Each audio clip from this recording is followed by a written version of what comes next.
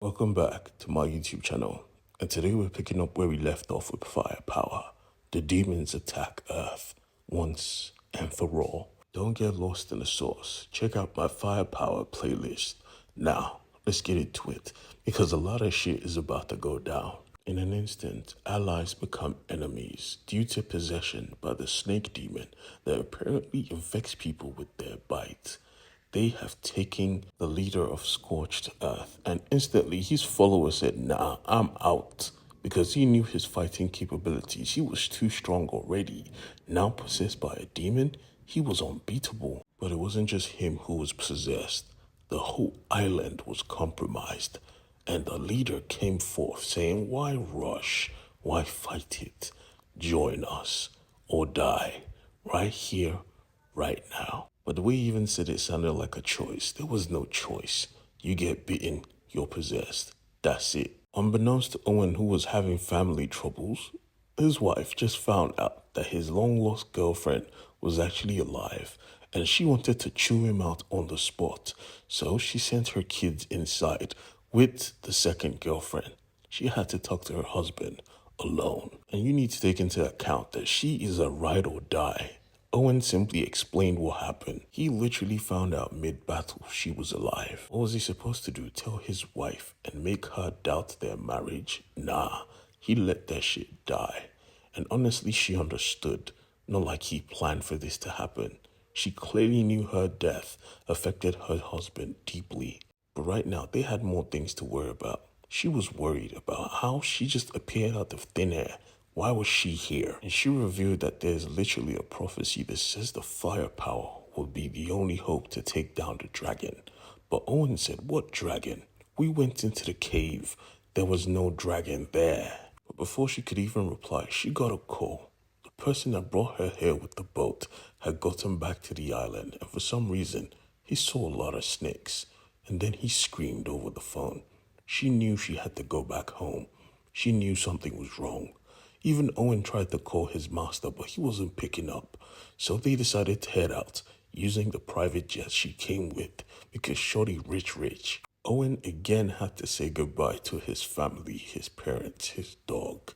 And now he had to say goodbye to his kids, because he sure as shit wasn't bringing them to another war.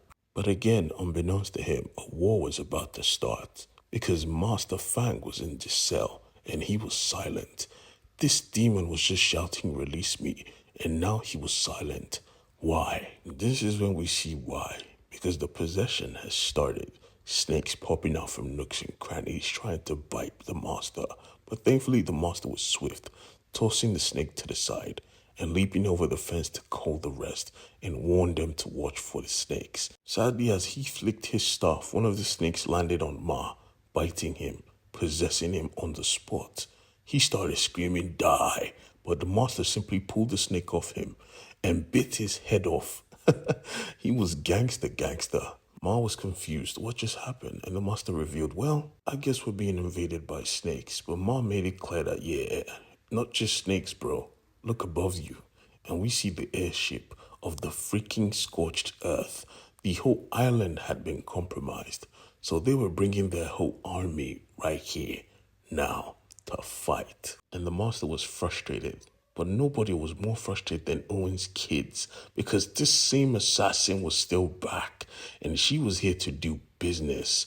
But the thing is, no one strong enough was here to protect the kids, just like how the master had to defend his island by himself. Jumping into the catapult, he demanded to be shot. His followers were so confused, but he simply shouted, "Now!" And they shot him, flying through the air like a freaking Superman. He made one of the most badass entrances to an airship yet. But he wasn't even looking for a fight. He was looking for his friend. He wanted to know what was the meaning of all this. But his friend was no longer his friend. His friend was possessed. Owen and his forces got to the base of the scorched earth and realized it was empty.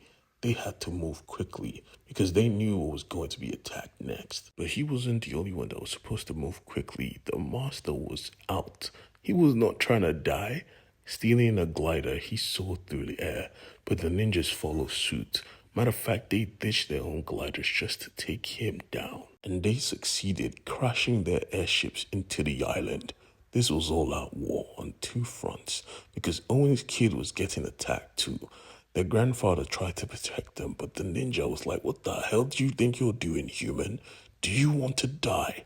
I will bite your nose off." And I think that was the trigger because Owen's kid unlocked her firepower again in full force, blasting the snake assassin in the chest, forcing her to retreat. But this was a great loss. Reggie got his ass beat, and he decided, yeah, we have to leave. But there was nowhere else that was safe. Right now, the only safe place they could think of was being attacked by friends, even while knowing how to free their friends from this bind and control. It was still hard. They were all ninja masters, and it wasn't helpful that Fang and his crew got released, and you know they mean business. Now the roles were reversed. 3 masters fought, 2 against 1. But the thing is, you got too close to me.